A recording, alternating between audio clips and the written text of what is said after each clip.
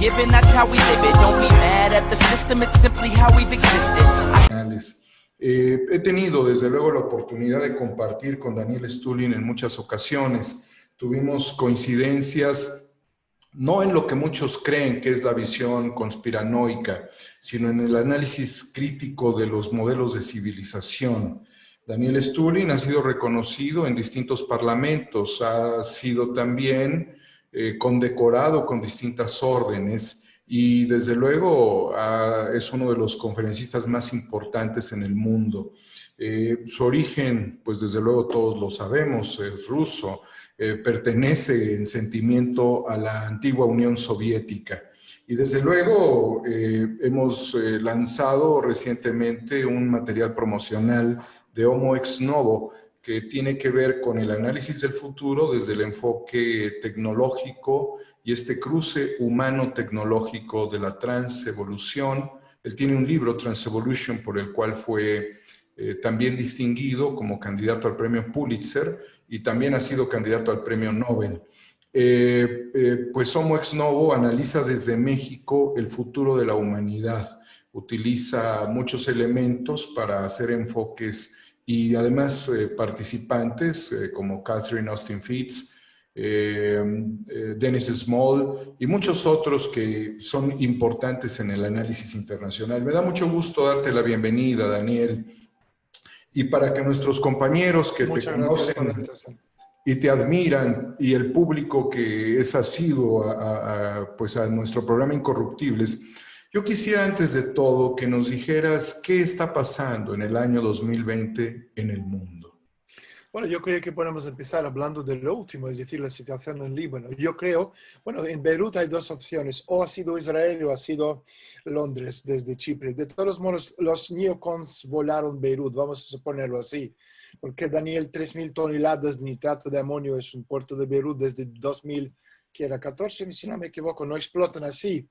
Y en el mismo momento, en la misma región, donde se decide el destino del gran juego planetario.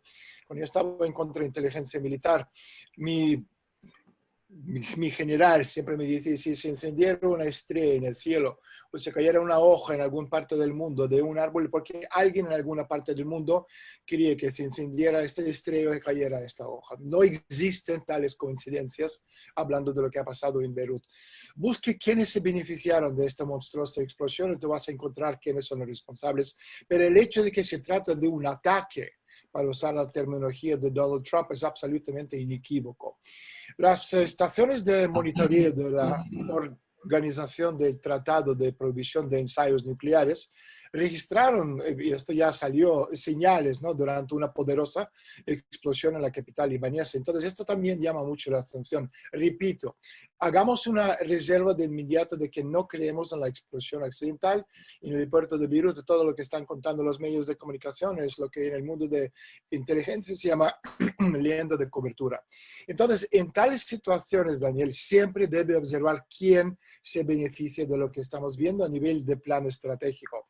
El Medio Oriente ahora parece un caldero hirviente, listo para estallar, ¿no?, en cualquier momento. Tenemos Líbano y Beirut, siempre han sido llamados las perlas de Oriente Medio. Los que han estado en Beirut es una ciudad sin igual. Y debido a su naturaleza multiétnica, también multiconfesional, Beirut siempre ha sido uno de los centros mundiales del comercio internacional, intereses económicos y financieros de varios grupos transnacionales. Ahora, históricamente en Líbano, están incluidos durante muchos tiempos en las zonas de intereses de los francos.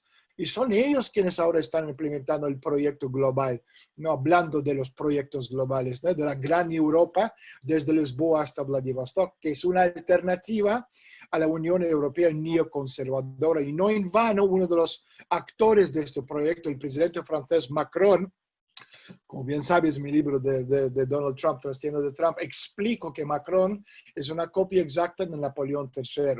Reaccionó rápidamente a la explosión de Beirut y anunció su llegada a Beirut. Y no es solo que los neocons, aprovechando esta tragedia, porque es una tragedia, están tratando de encender las tecnologías Maidán, es decir, lo que hemos visto en Kiev, en Ucrania en 2014, y lo que quieren activar también ahora mismo en Belarus y en Minsk, y comenzar su caos controlado favorito, el mismo caos controlado que hemos visto ya en Seattle, en Portland, Oregón, en Chicago, en Baltimore, etcétera, etcétera. La explosión en Beirut beneficia ¿a quién? A los neoconservadores. ¿Por qué? De muchas formas. Ellos, al perder las elecciones presidenciales ante Trump en el año 2016, decidieron prender fuego y sumergirse en el caos. Y no solo en Estados Unidos, sino también en aquellas regiones las que están perdiendo frente a otros proyectos globales. Por ejemplo, detener corriente turca de Gazprom y el claro interés de Azerbaiyán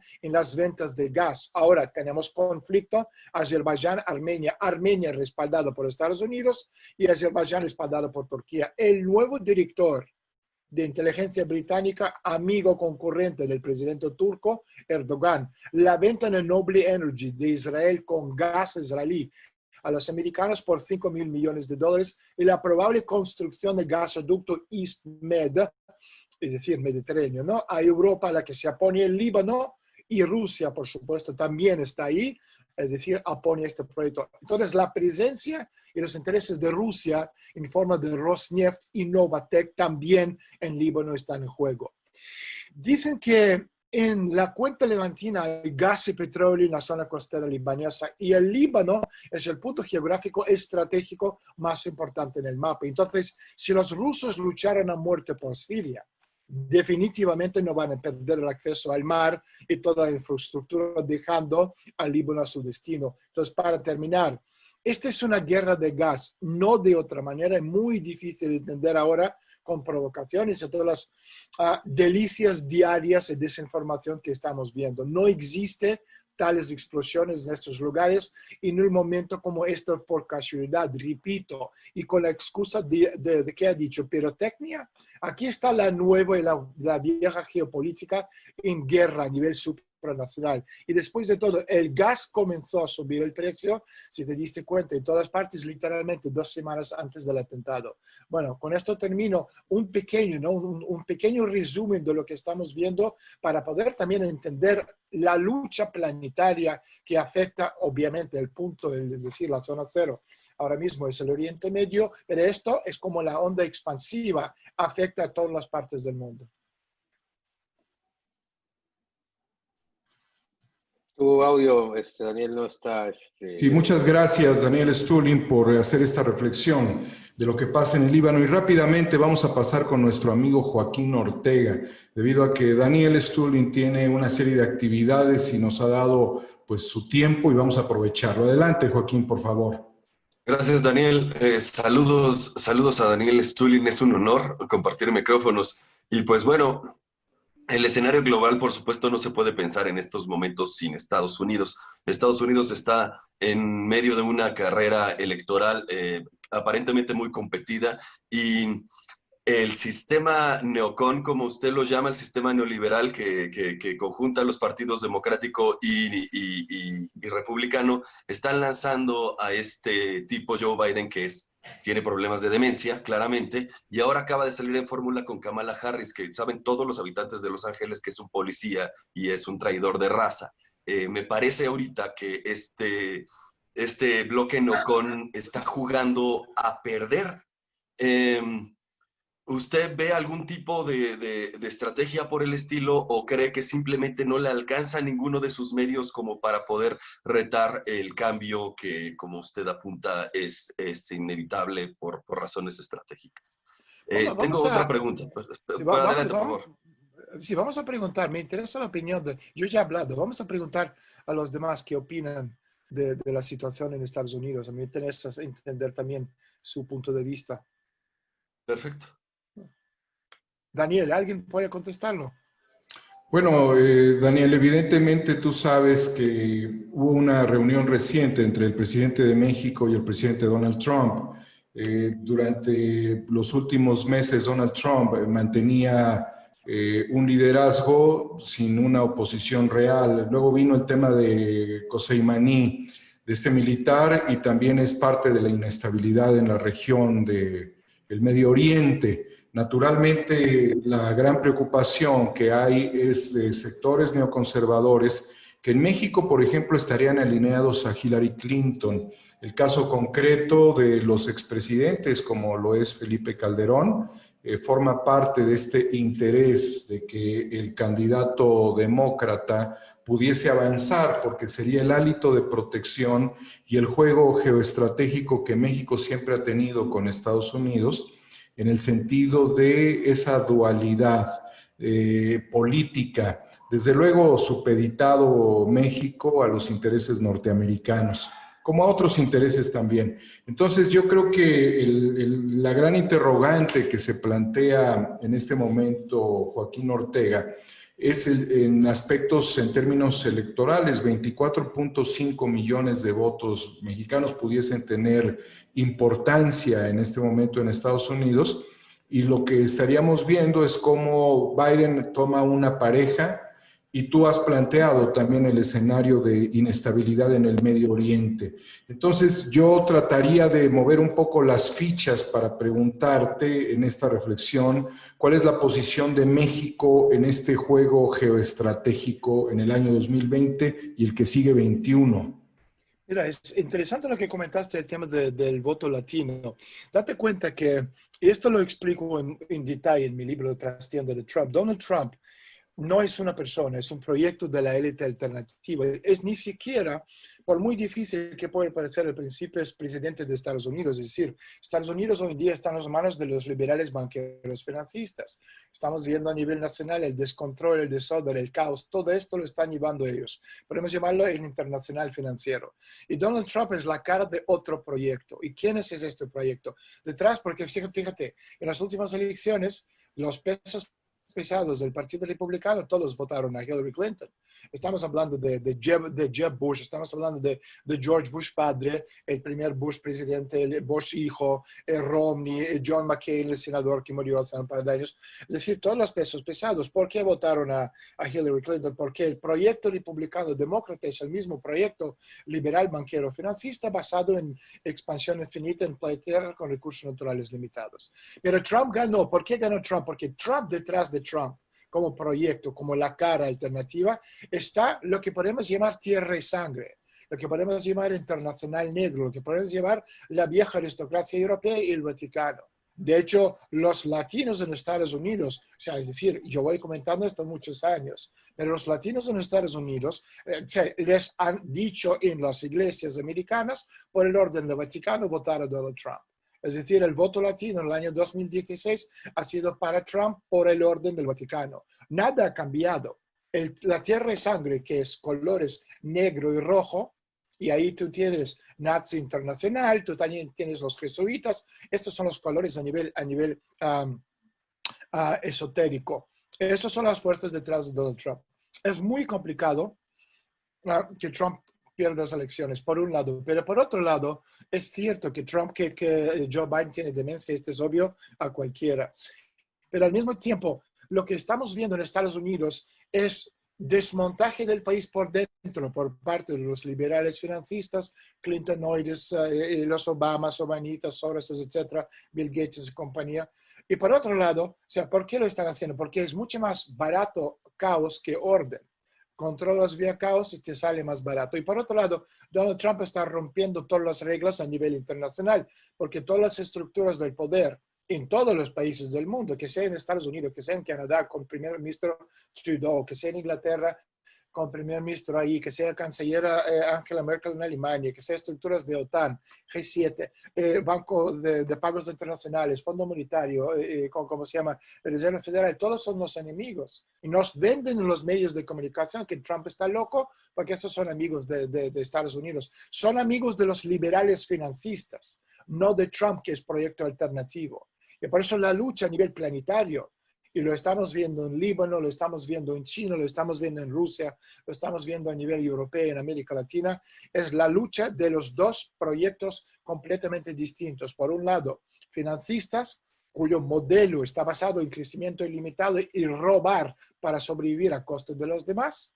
Y por otro lado, el modelo imperial. Y por otro lado, el grupo alternativo, que son aislacionistas, nacionalistas, industrialistas. Y Trump es simplemente la cara de este proyecto en Estados Unidos. Muchas gracias. No sé si tengas alguna reflexión sobre esto, Joaco. Sí, el proyecto, en realidad el proyecto de libre mercado ha estancado por completo. Está colapsando, está cambiando el mundo de una manera como no lo hacía hace siglos y no hay, o sea, en palabras del FMI, no hay ningún proyecto salvador de lo que ha existido y tampoco hay ningún plan para un futuro próximo al corto plazo. Entonces, el capitalismo no es un proyecto planeado, no es en realidad una arquitectura que se haya planeado, es una cosa un poco que surgió de las ruinas de lo anterior. ¿Existe alguna forma, una filosofía, una ruta crítica, una estrategia para pasar a la siguiente etapa de desarrollo de la humanidad o tendremos que vivir en un sistema zombie hasta que alcance? Muy interesante esta reflexión, Daniel, por favor. ¿Sabe lo que pasa? Que lo que estamos viendo ahora mismo, si lo miras en los últimos 2000 años, solo ha pasado algo semejante dos veces. La primera vez, entre los siglos 4 y 6, cuando murió el viejo imperio romano y apareció el feudalismo, y la segunda vez entre los siglos 16 y 17, cuando murió el feudalismo y apareció el capitalismo. Ahora el capitalismo está en su lecho de muerte porque no hay límite, ya hemos llegado, digamos, al límite de crecimiento. ¿Existe modelo alternativo? Existe. Date cuenta que en la Unión Soviética, que desapareció en el año 1991, nosotros teníamos nuestro modelo alternativo perfectamente viable, que en el año 91 el país estaba creciendo 10%. No es el lugar aquí para hablar de por qué desapareció la Unión Soviética, va mucho más allá del alcance, ¿no?, de este programa, pero es suficiente decir que los dos modelos, capitalismo occidental y socialismo soviético, se fundieron en un modelo planetario liberal banquero financista. Entonces, el modelo existe porque nosotros tenemos el modelo alternativo. En Occidente no hay lenguaje. Pues cuando estamos hablando de Fondo Monetario, hoy salió el director general de Deutsche Bank, ha dicho lo mismo, en el Occidente no hay lenguaje para explicar. Por lenguaje yo no digo inglés o español o alemán, sino lenguaje económico. Y nosotros en Rusia tenemos este lenguaje porque nuestro modelo está basado en las enseñanzas de Karl Marx y Adam Smith. Entonces, nosotros entendemos el concepto de límite de crecimiento. Entonces, la solución lógica sería, primer paso, Trump tiene que ganar las elecciones. Entonces, la gente que me dice, no, Stulin es a favor de Trump. Yo no estoy a favor de Trump, yo soy ruso. Yo no puedo estar a favor de un tipo como Trump o en contra de un tipo como Trump. No es mi país. Pero para que el mundo puede dar un paso a un modelo alternativo, Trump tiene que ganar, primer paso. Y después, a partir de 2021, para sentarse, podemos llamarlo Yalta 2, podemos llamarlo Bretton Woods 2, podemos llamarlo Versailles 2, o lo que tú quieras 2. Pero donde van a sentarse las grandes potencias, Estados Unidos, Rusia, China e India, igual que se sentaron en 45 en la conferencia de Yalta, los ganadores de la Segunda Guerra Mundial, salvo en aquel caso, era fácil. Algunos países ganaron, otros países perdieron. Aquí no hay países. Aquí estamos hablando de una estructura supranacional financiera parasitaria. Entonces, a esta estructura, para destruirlo, es la única solución que tenemos a nivel mundial de sobrevivir, porque ellos viven a costa de los demás. Y como ahora ya no pueden vivir a costa de los demás, porque hemos llegado al límite de crecimiento planetario, necesitamos modelo alternativo. Y por eso es tan importante que Trump gane, porque Trump y Andrés Manuel y Putin y Xi Jinping, aunque en algunas cosas obviamente diferencias muy importantes, lo importante es que comparten los mismos enemigos que son liberales financistas. Y la pregunta lógica de muchos oyentes, oye, Andrés Manuel tiene ahí a Soros o no sé qué, no sé cuándo, toda esa gente está a favor de esa gente. Putin, Trump, Xi Jinping, todos están rodeados de gente que son liberales banqueros financistas. Putin lleva 20 años en el poder y está rodeado de traidores, empezando por la directora general del Banco Central Ruso, que trabaja directamente con el Fondo Monetario. Y entonces Andrés Manuel, que lleva poquísimo tiempo, menos que Trump y mucho menos que Putin, y ha hecho un trabajo enorme, pero me sorprendió a mí, y yo he visto unas cuantas cosas en la vida, y me cuesta creer que una persona que lleva menos de 2 años en el poder ha podido cambiar tanto la estructura económica, política y social del país en tan poco tiempo una estructura arraigada basado en corporativismo, en robo, en transferencia de riqueza a otros países. Porque este es liberalismo en su estado puro. No liberalismo clásico tipo Voltaire, pero liberalismo financista. Gracias. Muy interesante. Fíjate, Joaco, cómo pone dentro del grupo de élite política a grandes líderes y combina dentro de las grandes potencias la figura de Andrés Manuel López Obrador, Daniel Stulin. Vamos a cederle la palabra a nuestro amigo Hans Salazar, que, como sabes, Daniel es uno de los reporteros más famosos de México, Hans, Sí. porque es un asiduo a las mañaneras del presidente. Él ha visto todos los procesos y ha visto también la manera contundente en la que la Cuarta Transformación se está consolidando. Él ha llevado temas locales de la agenda, pero desde luego ha tenido un interés muy importante en otros. Adelante, querido Hans, y bienvenido, amigo. Sí, muchas gracias, Dani. Gracias a todos. Gracias a nuestro invitado, Daniel Stulin. La verdad es que es, por supuesto, un honor participar en este diálogo. He estado reflexionando bastante información que ahorita estamos concentrando en lo que decía nuestro amigo Joaco y todo esto que se va desarrollando, ¿no? Desde la perspectiva, por supuesto, de la geopolítica. Y bueno, la verdad es que revoloteaban muchas cosas en mi mente ahorita. Una de las situaciones ahorita que yo quisiera plantear es, ahondando en el papel del presidente López Obrador, a propósito de este último comentario, Daniel, yo quisiera plantear, el presidente López Obrador ha hecho él ha mencionado que la mejor política exterior es la interior, que el papel que está jugando, de hecho, solo solo ha salido una sola vez esta visita pasada en Estados Unidos, no ha salido de ninguna otra manera. Quisiera yo plantear cómo vemos este tipo de política que está planteando hacia el exterior. Él está jugando bien sus piezas de abstenerse de salir. Él tiene una política muy clara hacia el país, hacia nuestro país, pero hacia afuera. Él ha dicho que en un futuro es muy probable que viaje incluso a China. Él ha mencionado también en agradecimiento al apoyo, a la solidaridad de China con México. Pero bueno, en este escenario, yo incluso una vez le planteé al presidente López Obrador respecto a si él estaría dispuesto a liderar o no sé si ya lo esté haciendo, por supuesto en los hechos me refiero, un cambio de paradigma. Él concretamente como un líder, me parece que ya trascendió las fronteras,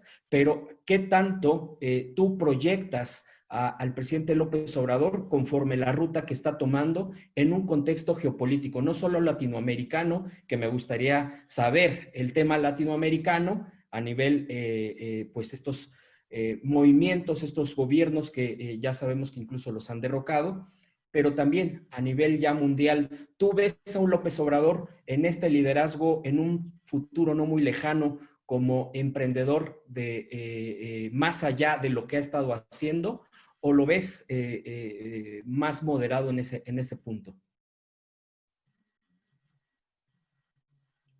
¿Me preguntas a mí? Sí, sí. No lo sé. Yo creo que Daniel Marmolejo es mucho más apto para contestarlo. Yo no conozco muy bien a Andrés Manuel, es decir, yo veo las mañaneras, sigo todo lo que está haciendo, pero en ese sentido yo no sé cuál es el razonamiento de su política exterior, sobre todo el tema de las amistades que tiene en la región. Entonces esto yo obviamente no lo conozco muy bien. ¿Alguien? Sobre esto que plantea nuestro amigo Hans, Daniel, ¿cuál sería desde la óptica tuya el papel de México, tanto en la región latinoamericana como en esta relación global? Yo recuerdo haber reflexionado con el presidente que si Donald Trump se excedía con México, estaríamos en condiciones no favorables, pero posibles, de ver a México en un enfoque hexapolar. Hoy el enfoque se vuelve muy fuerte y muy sólido por la recepción que le da Trump al presidente López Obrador. ¿Cómo ves a México en el contexto internacional, Daniel? Mira, el tema de Estados Unidos es un tema muy complejo porque Estados Unidos está a un paso de estar metido de lleno en una guerra civil. ¿Sabes? Pero esto también tiene su lógica, es decir, no son teorías de conspiración. Mira, nosotros seres humanos tenemos un ciclo de vida que puede ser 80 años, 70, 90, depende de cada país. Pero en el mismo nivel, perdón, los países también tienen un ciclo de vida. Y por ejemplo, Estados Unidos tiene un ciclo de vida de 80 años, Rusia tiene un ciclo de vida de 100 años y un ciclo largo de 600, y Europa tiene un ciclo de 227. Entonces, por ejemplo, son 80 años más o menos 2-3 años. Entonces, si lo tomamos como, por ejemplo, un ciclo, ¿no? De finales de 1600 hasta 1776, que es el periodo de la Revolución Americana, es un ciclo. Segundo ciclo, son 80 años, ¿no? Entonces, 1780 hasta 1860. Es el segundo ciclo. El siguiente ciclo es el ciclo de la Guerra Civil. En 1860-1940, el siguiente ciclo es el ciclo de la Segunda Guerra Mundial.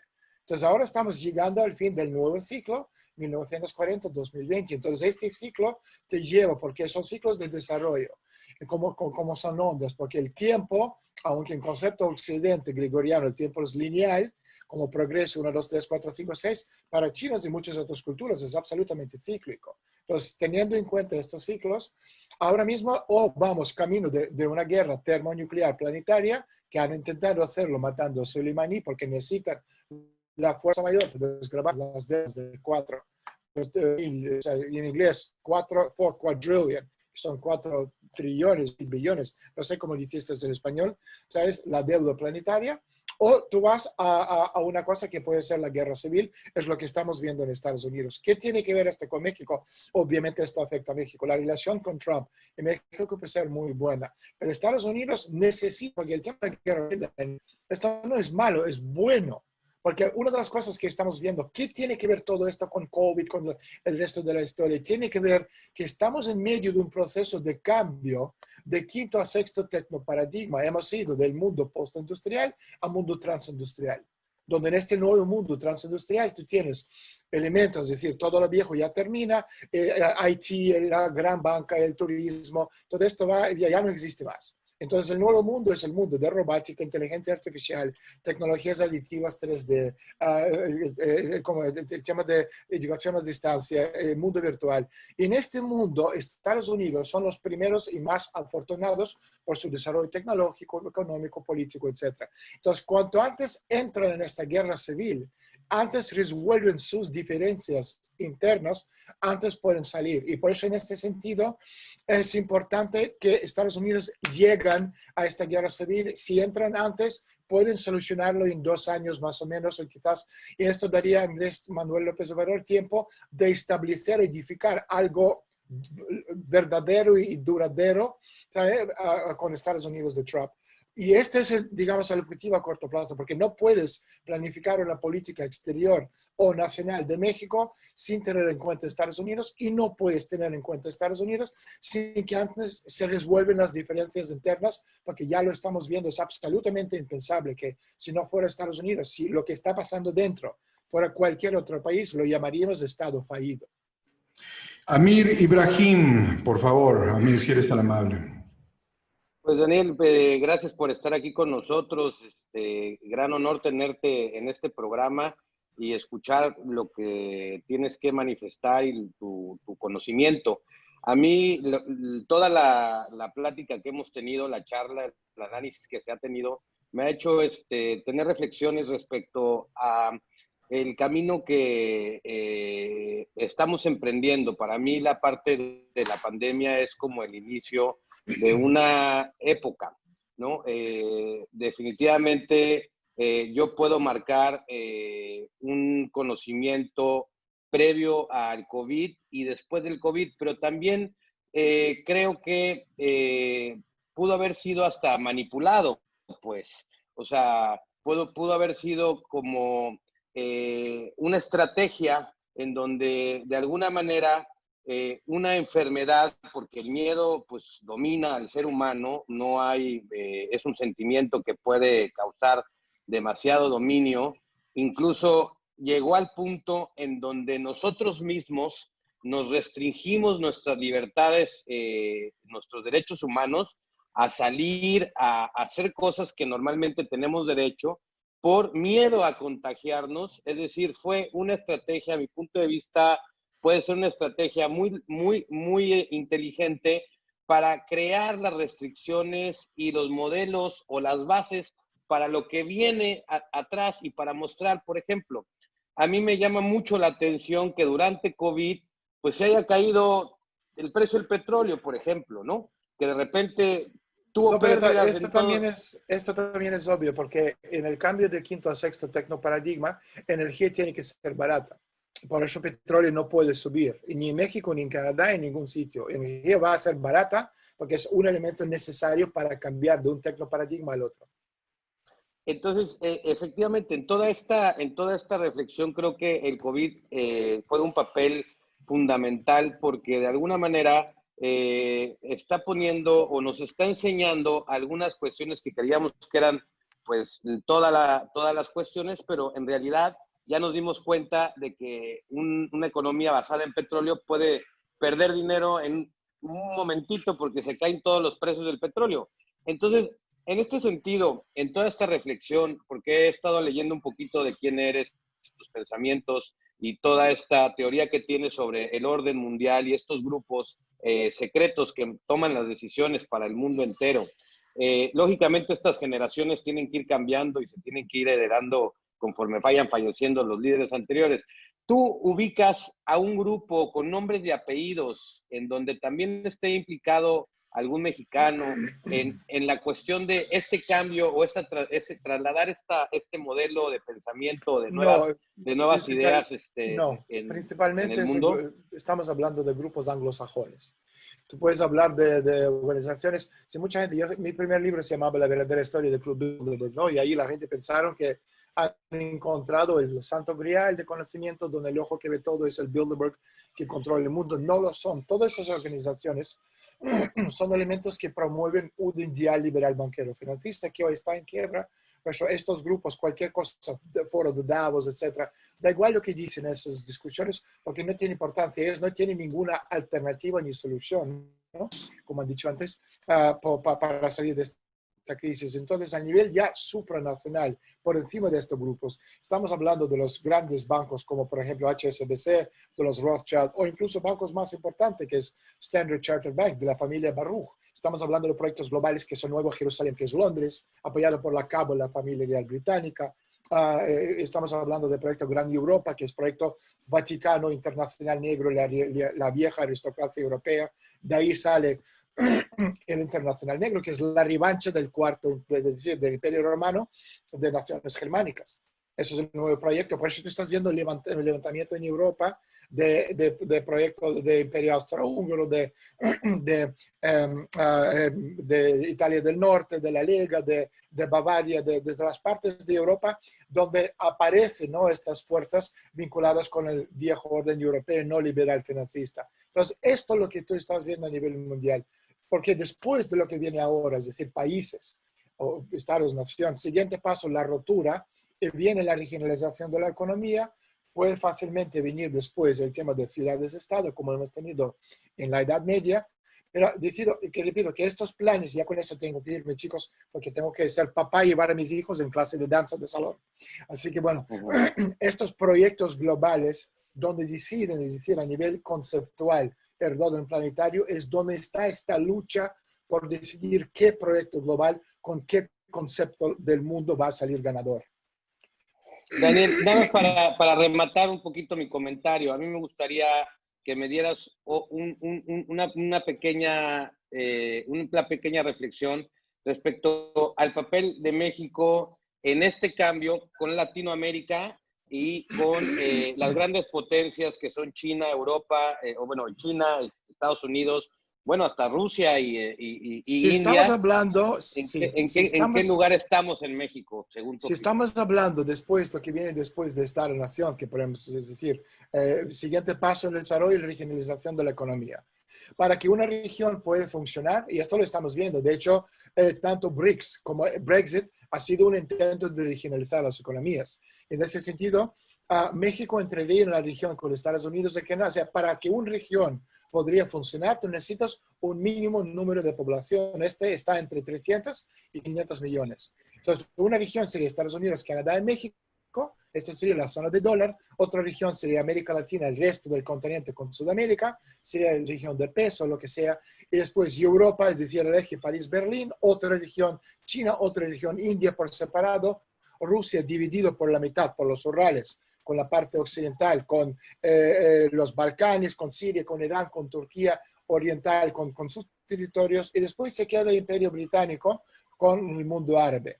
Entonces, México entraría en esta región con Estados Unidos y Canadá. No puede entrar en otra región porque está pegado a nivel geográfico a América del Norte. Esta es una región buena, pero repito, primero lo que tiene que solucionarse. Tú puedes tener China como amigo, pero China está a la otra parte del mundo. ¿Entiendes? No es tu vecino, no es que nosotros, Claro. Rusia, y que estamos rodeados de los países de Asia Central, que son hoy en día enemigos, pero son nuestros vecinos para siempre. Entonces tenemos que entendernos con ellos sí o sí. En China es una cosa de, porque China no tiene amigos. China tiene o enemigos o mascotas. Y esto hay que también reconocer. Y México no quiere ser mascota de los chinos. Entonces, en ese sentido, tú puedes tener una relación a nivel de económico, siempre teniendo en cuenta que siempre China siempre te va a sacar mucho más que tú puedes ofrecer. Dicho eso, y con esto termino, Estados Unidos está trayendo todo su aparato de China y lo está trayendo no Estados Unidos, sino México. Y esto también es importante, y no solo a nivel de trapitos, sino a nivel también de alta tecnología. Porque Pentágono, muchos de los proyectos del ejército americano están llevando en México. Y hubo un comentario, porque esto siempre lo explico. El valor principal de México no son sus recursos naturales, sino los 50 millones de jóvenes, que es el futuro del país. Y una educación basada en valores clásicos, platónicos, socráticos, permitiría a México en el nuevo mundo, en este nuevo reparto, tomar una iniciativa muy importante basado en este concepto, y esto es lo que Daniel Marmolejo promueve a nivel de proyecto MOICSNOW y a nivel de iniciativas suyas, y ahí donde está el valor principal de México como país.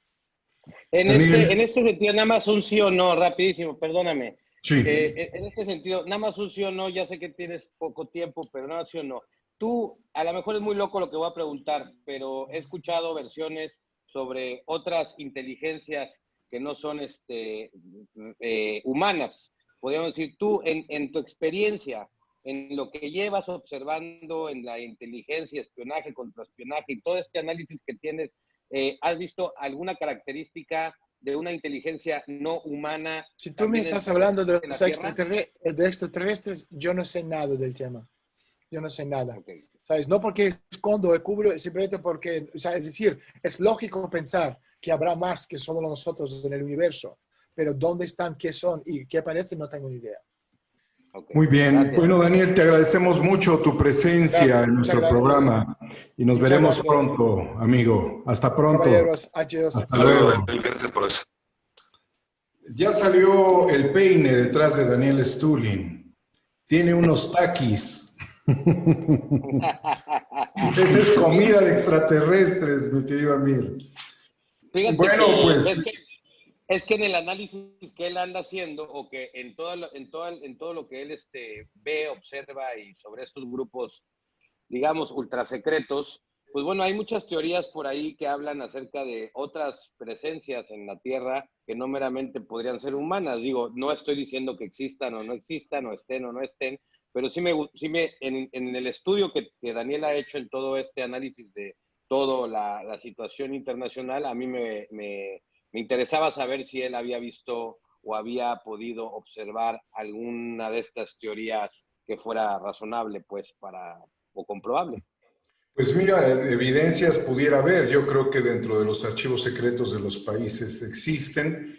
Evidentemente, Daniel ha estado más involucrado en ciertos temas que, a fin de cuentas, tienen que ver con los seres humanos como nosotros, porque somos a los que se les cargan, pues, los graves conflictos globales y las decisiones de plenipotenciarios, gobernantes en turno y al mismo tiempo los intereses. Creo que de esta reflexión que hemos compartido con él nos deja muy claro que, contrario a lo que muchos alientan como la gran relación que México pudiera tener con Rusia o con China, que se aviva mucho en el ánimo de muchas personas, pues la relación principal es con Estados Unidos, querramos o no. Por eso yo creo que también Daniel lo que promueve con esta reflexión es la idea de aprender a convivir con los vecinos, ¿no? Y aquí reflexionando también sobre el interés de Hans respecto a la mejor política interior es la exterior, yo creo que el presidente López Obrador, por mucha inspiración que él pueda tener desde el terreno ideológico, pues sabe del pragmatismo y de la importancia que tiene esta relación.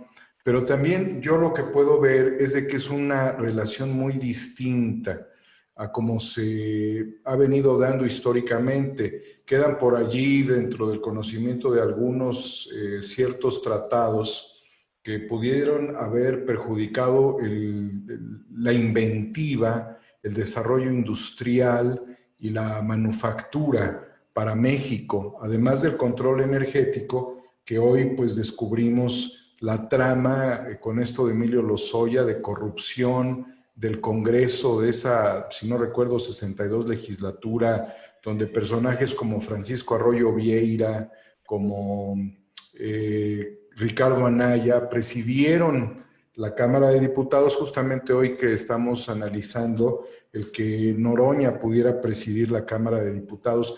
Es otra realidad la que está planteando el presidente Andrés Manuel López Obrador. ¿Qué reflexionas de esto, querido Joaquín? Pues el invitado de lujo, Daniel, Daniel Stulin sabe tantas cosas, tiene los conceptos tan frescos, maneja también su geopolítica. A mí me impresiona mucho. Si pueden buscar lo que sea de él en internet, vale la pena. No tengo sus libros, pero dijo aquí algunas copias y me las voy a conseguir. De Conspiración Octopus me lo voy a conseguir, por ejemplo. Aquí los tengo para ti. Creo que es muy interesante. No tienes que buscarlo, tenemos para todos. Y yo creo que sería muy conveniente rifar algunos libros para nuestra audiencia. ¿Qué tal si nos damos esa tarea? Primero, de que la colección de Stulin la tengamos los incorruptibles, ¿no? Porque es una colección interesante. Y en segundo lugar, pues a mí se me ocurre que Madame Kika organizara por allí una rifa. Yo propondría los siguientes libros. Miren, este libro al mismo Daniel le gusta mucho, que es el Instituto Tavistock. ¿Qué pasa en Tavistock? Bueno, Tavistock es un lugar en Londres, en Inglaterra, en donde se han generado los proyectos de ingeniería social. Si quisiéramos preguntar de dónde vienen los Rolling Stones, si quisiéramos saber por qué en Colombia, después de ese grave conflicto, se creó un movimiento cultural, no con los mejores artistas, pero sí con ciertos artistas que todo el mundo conoce, o qué se puede analizar respecto a la construcción de la idea de la era de Acuario, de la década de los 60, del 60 y finales de los 60, o cuáles eran los enfoques socioculturales que permitieron desarrollar una adicción por el LSD en el mundo. Todo esto lo podemos hallar dentro del Instituto Tavistock. Es, digamos, la manera en la que se van programando las mentes de las personas en el mundo a través de la ingeniería social.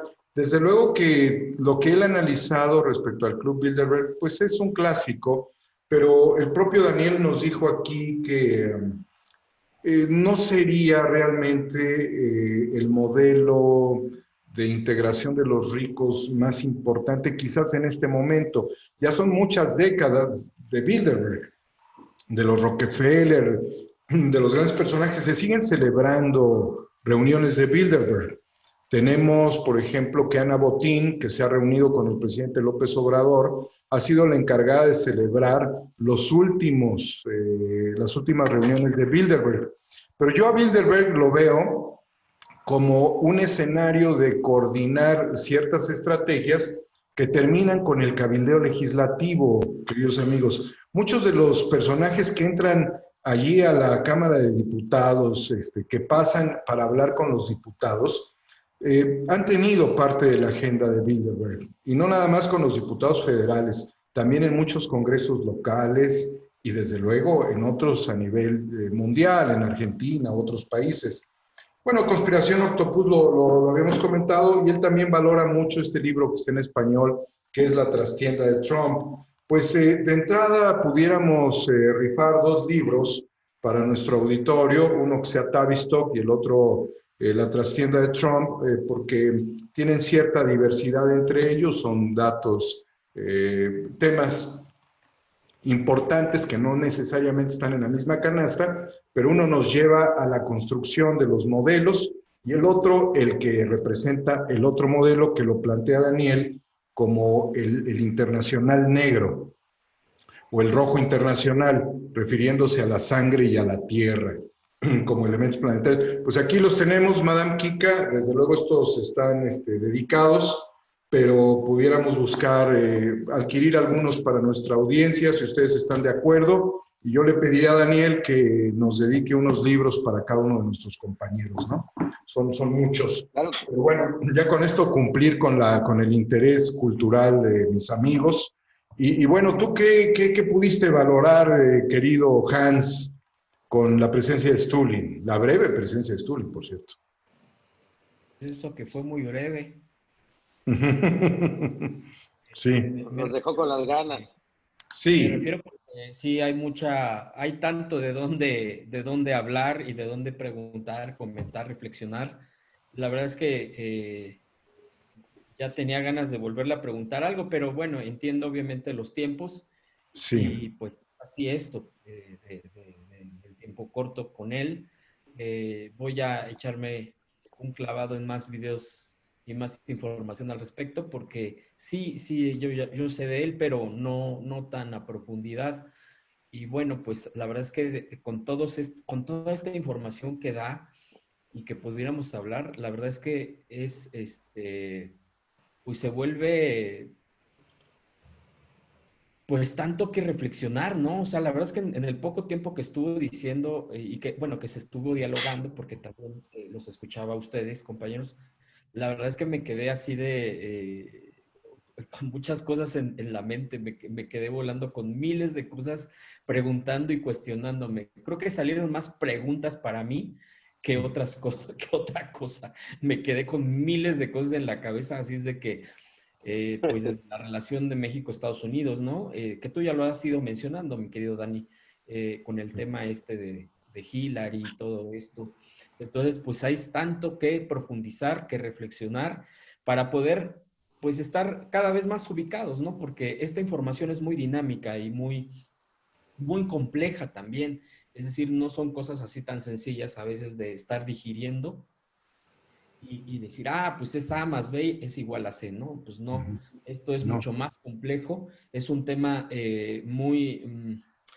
pues de mucho estudio, lo diría, no es un tema no nada más de anécdota o decir, pues esto se nos ocurre, no, pues no es de ocurrencias, es de información, y eso es lo que el día de hoy pues nos trajo esta plática, información dura, información geopolítica, información que debemos valorar como ello, ¿no? Y que pocas veces tenemos esa oportunidad de acceder de manera directa a alguien como él, mi querido Dani. Sí, desde luego, conociendo a Daniel, él tiene naturalmente una inclinación por el modelo de la Unión Soviética. Él nos dejó también muy claro, está entrando nuestro querido amigo Ursus Sartoris, Ursus Juárez, que llega, yo lo invité también, se nos fue. Se lo perdió. Se lo perdió. Pero reflexionando contigo, querido Hans, es muy importante ver el papel de México. Creo que aquí gran parte de la preocupación de todos nosotros es saber qué juego está jugando México con un canciller como Marcelo Ebrard. Es muy importante la función del canciller. Ya llegó nuestro amigo Albert Einstein con esos cabellos, con la barba de Carlos Marx, pero con la pasión por los tlatoanis, el gran Ursus, el mexicano, también se denomina por allí en Twitter. Se nos acaba de pelar Daniel Stulin, pero bueno, fue muy breve su participación, pero qué gusto tenerte aquí también en tu programa Incorruptibles, querido amigo entrañable Ursus. Pues saludos a todos, vi ya tu mensaje, ando aquí arrastrando la pluma y también observando mucho los acontecimientos y todo lo que está sucediendo, sobre todo con el anuncio que hizo hoy el fiscal general, ¿no? Creo ¿Qué anuncio, eh? Sí. Y pues me da mucho gusto saludar a los compañeros, ¿no? A quienes ya tengo un gran aprecio y escucho mucho sus comentarios, tanto a Amir, a Joaquín, a Hans, que he estado viéndolo, no hemos tenido el gusto de interactuar, pero ya poco a poco voy identificando cada uno su sentido como periodistas. Me gustaron muchas cosas, por ejemplo, de la vez pasada que hablaron con el tema del Líbano. Me pareció uno de los mejores, programas de Los Incorruptibles. El contexto que dio Joaquín, las opiniones que vertieron con el historiador, que supongo que era de origen también libanés, ¿no? Sí. Y me sorprendió pues que Amir, pues bueno, ese origen egipcio, turco, ¿no? O sea, turco-egipcio. Entonces, pues me gustó mucho, además porque yo viajé por esos lugares, entonces conozco muy bien de lo que estuvieron hablando, el contexto, tanto de Turquía, Siria, los países armenios, Irán y todo lo que está sucediendo ahorita. Y sí me hubiera gustado haber participado con Stulin porque tengo muchas preguntas. Sí. ¿No? Vamos a hacer otro programa con Stulin porque se fue debiéndonos tiempo.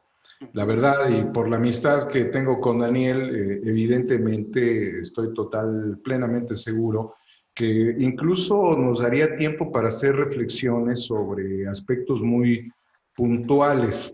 Fíjate, Ursus, que nos ha planteado el pragmatismo de la relación entre México y Estados Unidos, a pesar de anhelos, inspiraciones que pudiera darnos, desde luego, otros vínculos como pudiese ser China y, desde luego, Rusia. Sabemos que Europa, en muchos sentidos, y así lo ha venido analizando Daniel, ha sido devastada, incluso desde el punto de vista social, en tiempos recientes, por ese panislamismo que pues ha venido modificando gran parte de la cultura o de las tradiciones y de las costumbres de estos pueblos.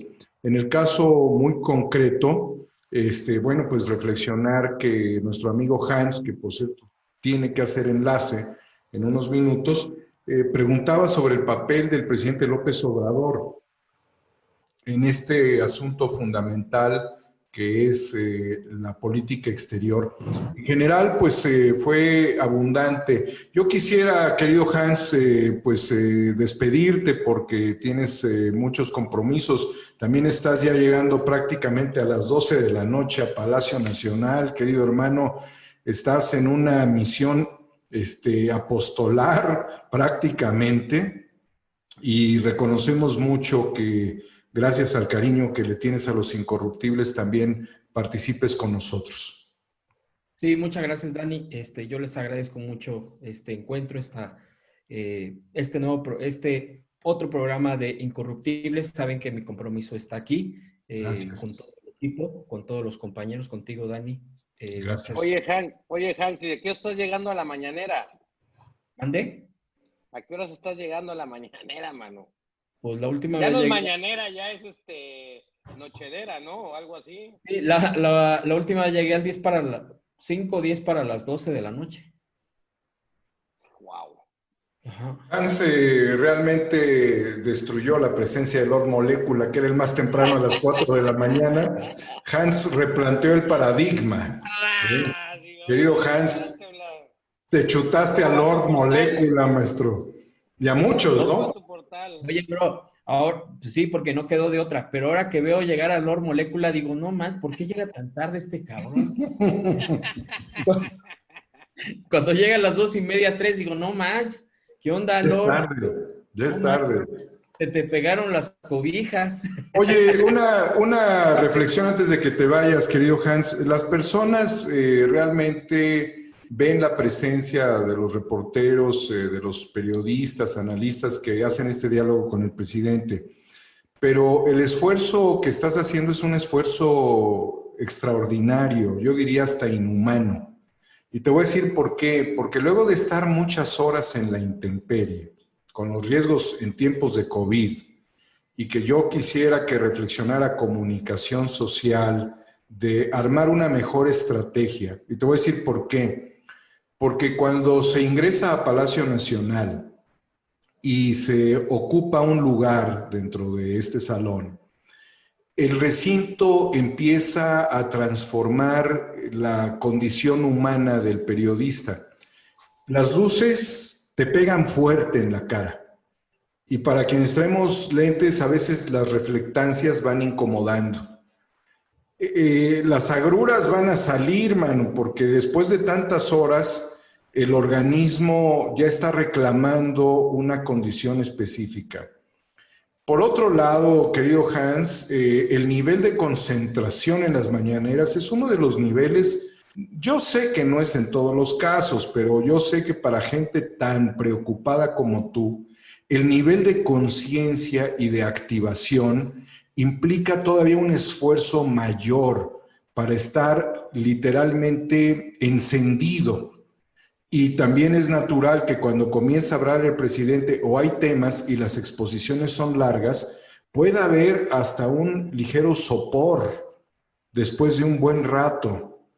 ¿Qué propondrías tú?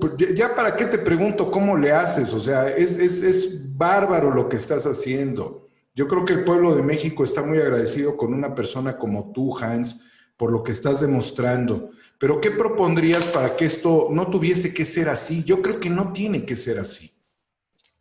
Sí, es muy pesado y mencionas muy bien, Dani, porque la verdad es que cuando llega la hora de la conferencia a las 7 de la mañana, que empieza pues generalmente puntual el presidente, pues sí, uno ya está cansado, físicamente, pero también mentalmente, pues es estar ahí afuera, en Palacio Nacional, y pues yo me la paso leyendo, revisando noticias, revisando nota, pero... sí, yo trato de tener la mayor concentración posible ahí dentro de la mañanera, en la conferencia, pero sí llega a mermar, la verdad es que sí es muy, muy pesado. Puedes agarrar un ritmo en este caso que pues ya sabes, ¿no? O sea, ahora sí que a veces ni sientes, ¿no?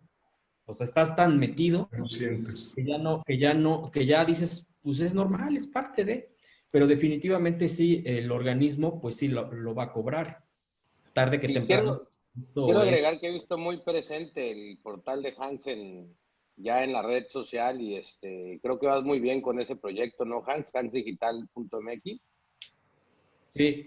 sí, pues la verdad es que el gran mérito pues es del equipo, Amir. La verdad es que pues estar en esto y haciendo estas cosas, la verdad es que es fantástico y requiere pues de un equipo de muchos compañeros, compañeras colaborando y ayudando y apoyando. Precisamente yo en la madrugada lo que aprovecho es empezar a leer y empezar a revisar cosas, empezar a hacer anotaciones. Procuro, porque la verdad, luego me han dicho, oye, ¿por qué no te aventas un sueñito ahí afuera, ¿no? Digo, para empezar es bien difícil, por supuesto. Pero la verdad es que yo no puedo, pues, porque como está uno ahí pendiente, está uno afuera del palacio, pues yo no puedo agarrar y decir, pues me voy a dormir un rato. La verdad es que no puedo, me es casi imposible. Entonces trato yo de descansar aquí en casa lo más que puedo, pero yo lo que propondría para no dejar ahí suelto el tema del ingreso es que definitivamente sí hubiera una suerte pues de registro previo por parte de los medios. Y había otro punto que habían tocado exactamente los compañeros, compañeras, que me llamó la atención y que tienen mucha razón. Es decir, el ingreso a la conferencia y la clasificación misma de los lugares en la conferencia, porque son dos cosas bien diferentes.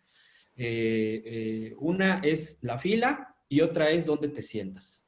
O sea, son clasificación de la clasificación.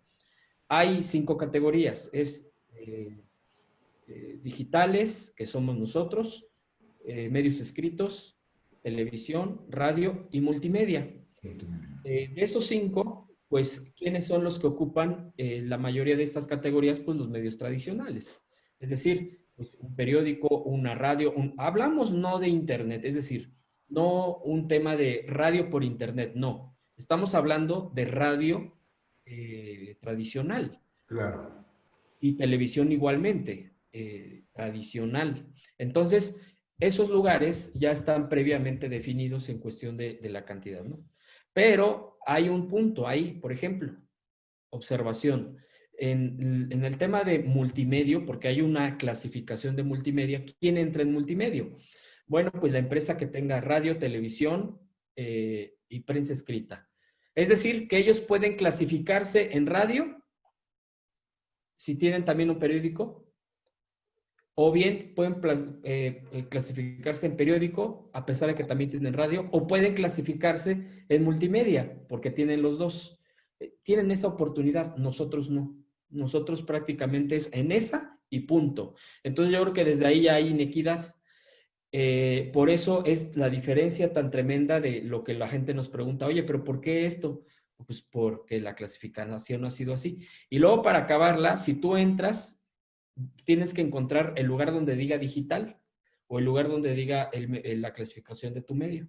Y la de los digitales, desafortunadamente, pues sí ha sido muy relegada, yo así lo siento, la mayoría de las veces. Pocas veces nos han permitido tener buen lugar en la conferencia, a pesar de que tú llegues a las 12 de la noche, a la 1, a la hora que llegues, si tu lugar está en segunda fila, pues ahí te tocó. O si está en la primera fila hasta el extremo, pues ahí te tocó. En fin, hay varias cosas que me parece que pues, se tendrían que estar revisando y por supuesto que ir allá a Palacio Nacional a hacer una suerte de acordar previamente, en este caso con los digitales, pues qué días iríamos para poder tener una mayor equidad en la asistencia, ¿no? Digo, que todos tuviéramos esa oportunidad, ¿por qué no? O sea, en realidad nadie se debería de apropiar o de monopolizar. Entonces, eso es lo que yo pudiera comentar. Gracias, querido Hans. Y bueno, te deseamos que ya te vayas corriendo a la mañanera. Esa es la oportunidad para llegar temprano. Seguimos en contacto, querido Hans. Oye, Hans, una pregunta íntima nos hacen en el chat, que si la quieres contestar. ¿Que cuánto tiempo llevas sin el mañanero, hermano? ¿Qué es esto? No, olvídalo. Yo sí le quiero hacer una pregunta de fondo, Daniel, si me lo A ver, permite. una pregunta de fondo. A ver, venga. Menos chabacana. Una menos chabacana. Oye, Hans, yo sé que ojalá mañana tengas la oportunidad de estar en la mañanera y seguramente la pregunta de los 64,000 que le van a hacer al presidente tendrá que ver, obviamente, con las declaraciones que hoy nos reveló el fiscal general en relación a la denuncia que interpuso Lozoya. O sea, es muy importante el aspecto de que haya planteado una denuncia penal, porque entonces ahí ya está dándole a la fiscalía la obligación de citar a comparecer tanto a Peña Nieto como a Luis Videgaray. Ahora, es interesante que el presidente sea un poco, o ha planteado su distancia, no solo por la secrecía de las investigaciones, pero también por el aspecto de la autonomía que tiene la fiscalía. Aquí algo que supongo que estuvieron comentando, pero que sí es importante ver y que se le puede formular al presidente en este contexto de la relación con Estados Unidos, es evidente que en uno de los programas que tuvimos, cuando fue la visita del presidente a Estados Unidos, era evidente que tenía parte de la información de las investigaciones que está haciendo en este momento la Fiscalía de Nueva York en contra de García Luna. Entonces aquí va a ser como una especie de doblete, como le gusta en el lenguaje del presidente, de tener, por un lado, esta cuestión interna de que se va a citar a comparecer a Peña Nieto y a y a Luis Videgaray, y que probablemente se pueda por primera vez en este país construir una investigación contra de un presidente o de un expresidente, pero también tenemos la colaboración que México va a tener que brindar, sobre todo en el supuesto caso de que sea citado Felipe Calderón a declarar en Estados Unidos. Y ahí sí tiene que tener una definición muy, muy explícita y expresa el presidente del trabajo que debe hacer la Cancillería, es decir, toda la tramitación en dado caso de que hay dos escenarios. Uno, que se ha citado Felipe Calderón como expresidente a declarar como testigo dentro de las averiguaciones que se están haciendo y el juicio que se sigue a García Luna, pero por otro lado, el supuesto de que también sea señalado por el fiscal, así como han sido señalados tanto Pequeño como Palomino, ¿qué va a hacer en ese momento la administración del presidente López Obrador cuando le pidan un juicio de extradición en contra de Felipe Calderón, ¿no? Porque es evidente que todas las declaraciones que se han dado, ya sobre todo en lo que hubo ayer de plano, ya ser frontal las respuestas de Calderón ante lo que dijo el presidente de señalar como un narcoestado, y eso es una cosa inaudita, ¿no? Porque siempre se estuvo defendiendo la idea de que en México no era un estado fallido, pero si el presidente está señalando que al menos en el periodo de Calderón y pues, consecuentemente ¿qué podemos pensar del periodo de Peña Nieto? Hubo un narcoestado. O sea, es muy importante que le preguntemos al presidente en qué se distingue, ¿no? esta verdadera recuperación del Estado de Derecho, porque eso es algo de lo que ahora lo estamos viendo.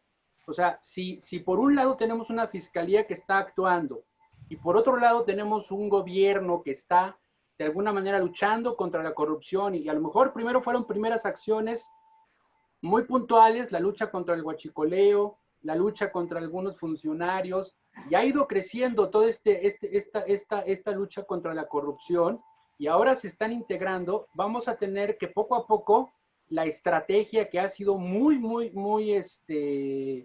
yo digo, bastante perspicaz del presidente, entonces nos está llevando a un escenario donde probablemente podamos tener no un presidente tras las rejas, sino dos, ¿no? Entonces, creo que es muy importante que puedas tú hacer un tiro de puntería, ¿no? Sobre las preguntas que le formulen mañana al presidente, porque pues obviamente todo el mundo le va a preguntar de manera muy concisa y directa de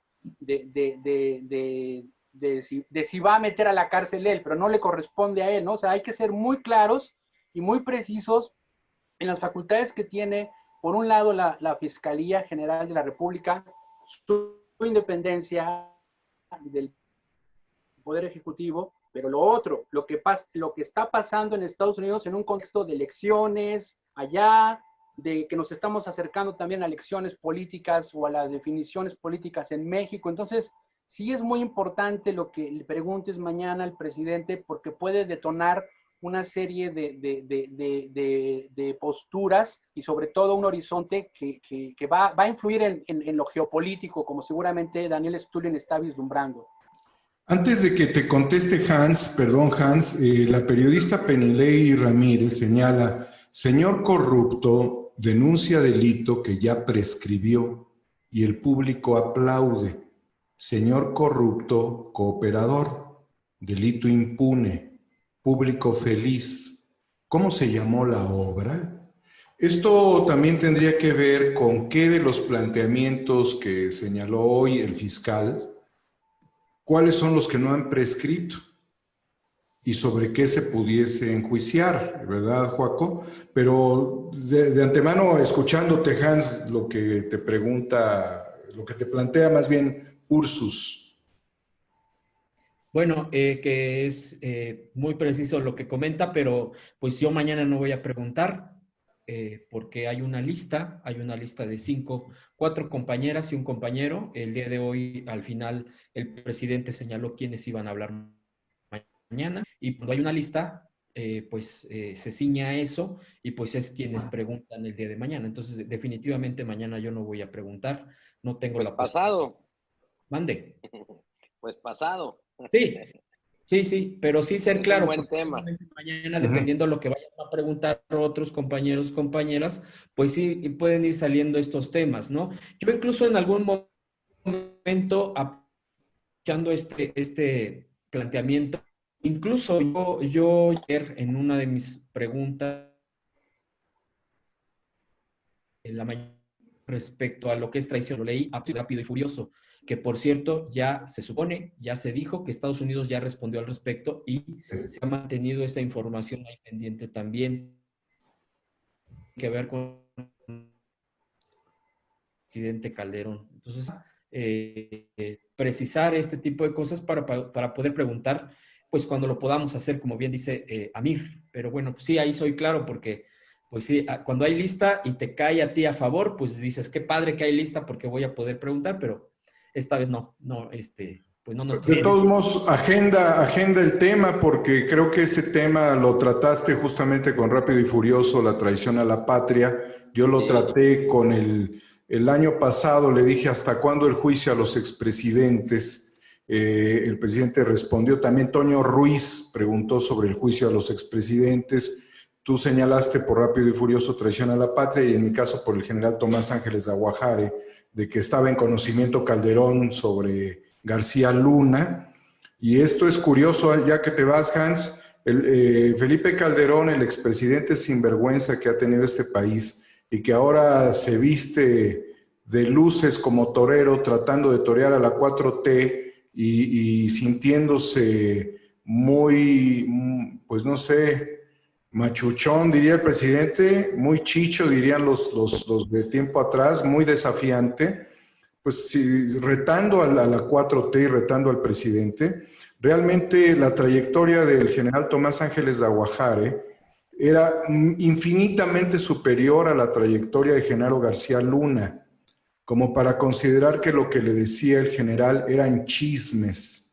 Si un presidente, por la vía como haya llegado, en este caso, un presidente usurpador, por la vía del fraude que llegó, desecha los señalamientos dados por el general, quien además había trabajado en una estructura binacional con la CIA sobre lo que estaba haciendo García Luna y en general el narcotráfico, lo señala como chismes.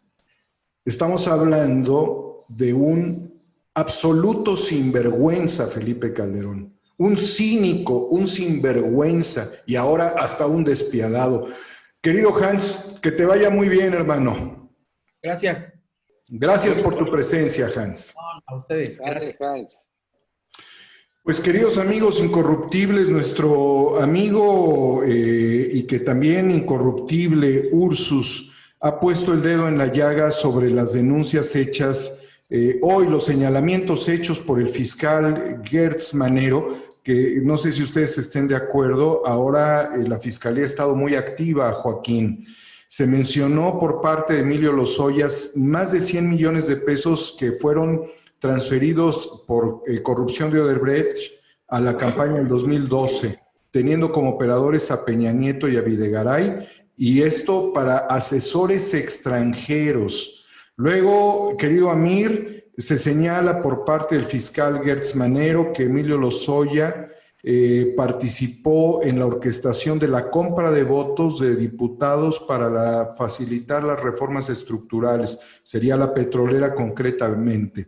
120 millones de pesos que Peña Nieto, Videgaray ordenaron a Lozoya se transfiriera para un diputado, que todos sabemos quién es, y 5 senadores, de los cuales uno se disfrazó de 4T.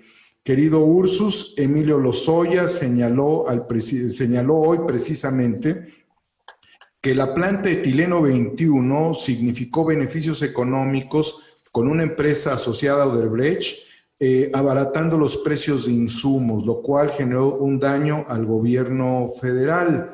Esta operación era una operación digamos, en acuerdo con el gobierno de Peña Nieto y el gobierno anterior de Felipe Calderón. Es decir, que Calderón tendría las manos metidas en la planta de etileno 21. Y bueno, se menciona que por este personaje, Emilio L., señala el fiscal, que el 1 y el 2, tal como los definía también Emilio L., refiriéndose al presidente y a su cerebrito, mandaron 84 millones de pesos a legisladores, al secretario de Finanzas del PRI, y 200 millones a través de un enlace. Esto que se ha mencionado de las maletas de Louis Vuitton. Además, hay 4 testigos, hay recibos y hay un video.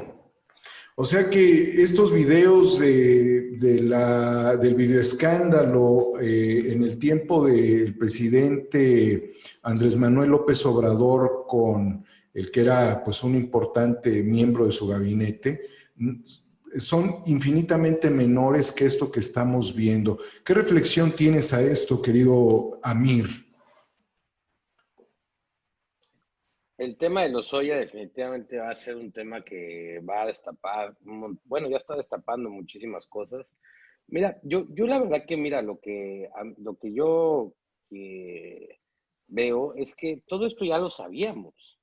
O sea, en realidad todo el tiempo hemos estado soportando como ciudadanía hechos que en la misma cara nos dicen, no, nos roban, nos mienten, nos engañan, nos estafan, nos saquean y no pasa nada. Y un ciudadano, mira, yo he sentido muchas veces mucha impotencia a través de algunos reportajes que he fundamentado y he documentado de manera adecuada, en donde pues tengo los pelos de la burra en la mano en el reportaje, se publica, se hace un escándalo, digámoslo de esa manera, pero pasa un tiempo y no pasa nada.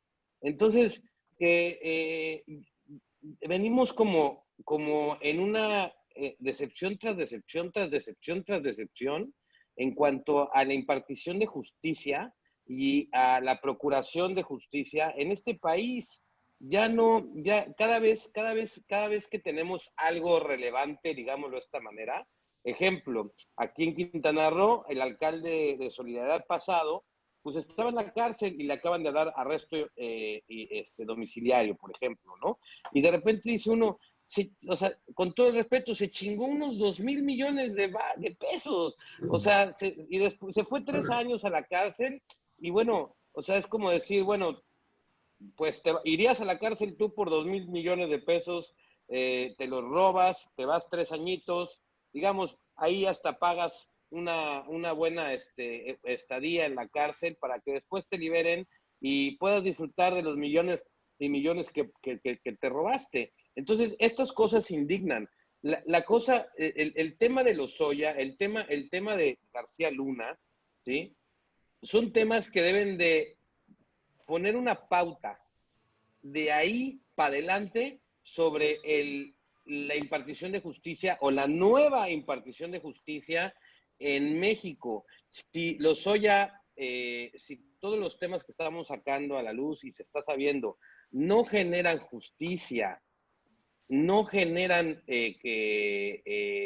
justicia para los mexicanos, más que ayudar, va a perjudicar más, porque el pensamiento que creo que va a haber es, pues otra vez lo mismo. Sabíamos que se lo robó, sabemos que defraudó, sabemos que traficó, sabemos todo esto y está ahí, pero no pasa nada. Y ahí es donde Gertz Manero y el Poder Judicial van a tener un papel histórico que tiene que acompañar el camino del presidente Andrés Manuel, si es que queremos que las cosas cambien, porque si no vamos a estar, digamos, en la misma jugada, ¿no? Por mucho escándalo que hagamos nosotros los medios, por muchos documentales que aventemos, por muchas cosas que logremos, si no hay consecuencias de los actores principales que hicieron esto, vamos a estar viviendo todo el tiempo en una mentira, en una justicia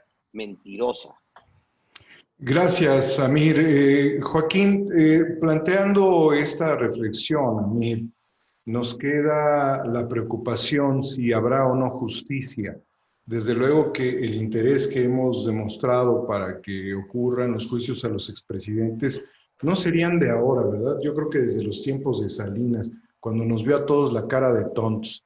Y luego cuando sucedió el magnicidio de Colosio, pues nos quedamos también sin una respuesta, ninguna respuesta. O sea, fue el asesino solitario y pasaron muchos fiscales. Y luego, pues cuando Zedillo nos deja el Fobaproa, no pasó nada. Y luego llega Fox y pues se realiza una operación llamada Amigos de Fox, que era una operación de corrupción, y no pasó nada. Y luego llega Calderón y se roba la elección y no pasó nada. Y luego viene la guerra contra el narcotráfico y no pasa nada. Es más, durante todo ese tiempo se protege al cártel del Pacífico. Y luego llega Peña Nieto y ya vimos cómo está llegando a través de fraudes. El INE se hizo tonto y no pasó nada. Y por eso Amir dice, bueno, pues en todo este caudal de elementos, donde ya sabíamos qué estaba sucediendo, porque hay que recordar que durante las reformas del pacto contra México, con estos diputados, quienes estábamos husmeando dentro de la Cámara de Diputados lo que allí sucedía, nos dábamos cuenta que había una operación financiera, que en muchos estados del país la reforma se votó en segundos, porque después tuvo que pasar para lograr una mayoría en los estados del país, y había estados donde ni se leía, se votaba y todos levantaban la mano. El monto me parece un monto menor, yo creo que se movieron más recursos, que fue una apuesta muy grande. ¿Tú crees que se puede hacer justicia en esta ocasión, Joaquín?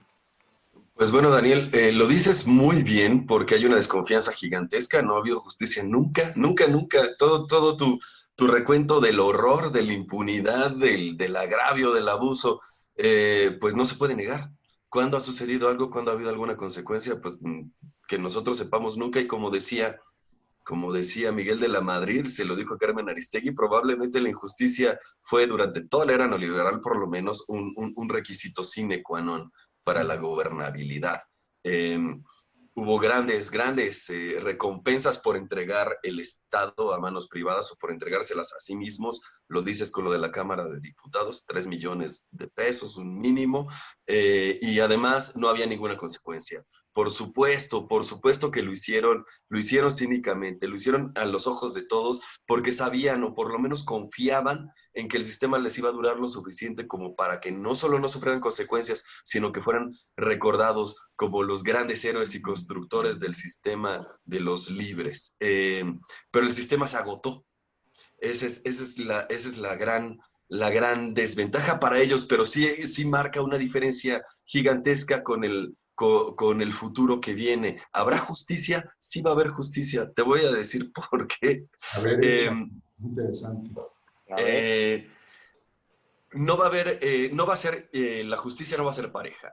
Va a llegar a algunos en México y a otros en Estados Unidos. Por eso cuando Felipe Calderón sale ayer o antier, me parece, salió a MBS a decir que había persecución política en su contra, que bien anota Abraham Mendieta que ya era una carta, quizá la única carta que tenía bajo la manga y se la estaba tratando de guardar para cuando de verdad fuera necesaria. Sin embargo, es una carta que llega a un juego que es otro juego. No puede acusar de persecución política al juez de Nueva York, podrá acusar a López Obrador, pero no al juez de Nueva York. Entonces, su queja se queda al nivel, pues, de la queja de la mañanera. Sí, me dijeron de cosas en la mañanera, bueno, pues, ni modo, ¿no? Pobrecito. Pero pues hasta ahí. Ahora, donde sí estamos viendo, y es muy interesante que sea Hertz Manero quien lo hace y no Santiago Nieto, quien hace la revelación, porque además me parece que la denuncia llegó hoy en la mañana y la revelación llegó hoy en la tarde. Es interesante porque sí van contra Peña Nieto, sí van contra pues la presidencia comprada. Felipe Calderón no tenía de otra tampoco, sabía que López Obrador no se le iba a perdonar y que probablemente ningún otro se le iba a perdonar. Si no vendía la presidencia en ese momento, la justicia para él iba a llegar 10 años antes. Lo interesante también aquí es, y voy con esto con lo del invitado, este proyecto al que él mencionó como tierra y sangre, el jus soli y el jus sanguis, le llaman en derecho romano, el derecho del suelo y el derecho de la sangre. Eres de aquí porque naciste aquí o porque llevas la sangre de los de aquí. Es un proyecto conservadorísimo, por supuesto, pues de ahí los grandes nacionalismos. Sin embargo, este es el proyecto que está ganando a nivel global y ya no se la van a perdonar a los neoliberales. El proyecto de Felipe Calderón, que iba unido con el de los neocons, los neoliberales, que está unido con Hillary Clinton, con Barack Obama, es el que está en peligro. Estas acusaciones de Peña Nieto, de Felipe Calderón, van de la mano con el Obama Gate. No se puede librar Calderón de esta porque lo están pidiendo allá. Entonces tendría que ir a pelear allá. Eso es a modo de recomendación. En cuanto a lo de las prescripciones, sí, es verdad, este mismo modelo, cuando los canallas llegan al poder, hacen legales las canalladas. Es así de simple. Eso le alcanzó a Meade para hacer las puertas giratorias y otros cuantos. Eso es lo que ha servido a Gil Swart para torcer la ley. Es como le hizo el jefe Diego, que votaba una ley y a la mañana siguiente se amparaba contra la ley que él mismo había votado. Pues esto va a suceder en tanto el sistema siga haciendo lo mismo. Ya lo dije, me parece que hace 2 programas, la cuarta transformación todavía funciona bajo las reglas que puso el modelo neoliberal. Por eso no se pudo juzgar a Bartlett de lo que tanto se queja. Bueno, no se puede juzgar, pero es una regla que ustedes pusieron. No se pueden quejar de sus propias reglas. Se van a parar como el jefe Diego. Entonces esto es lo que está pasando. Va a haber juicio de Peña Nieto y de su grupo en México y juicio de Calderón y de su grupo en Estados Unidos. Así se va a repartir el pastel de la justicia del hemisferio. Tiene razón Daniel Stulin cuando dice que a México, por condición geopolítica, le toca el bloque norteamericano. Así va a ser. Y creo que ahorita con este modelo de justicia partida, está notándose un poco esto. Van a ir por todas las canicas, no nada más aquí, también en Estados Unidos. Y lo dijo el presidente en su mañanera, dijo algo así como que el FBI, como que la DEA, es decir, tienen que ver quién fue, no nada más, va más allá de Rápido y Furioso. Rápido y Furioso nada más es una muestra.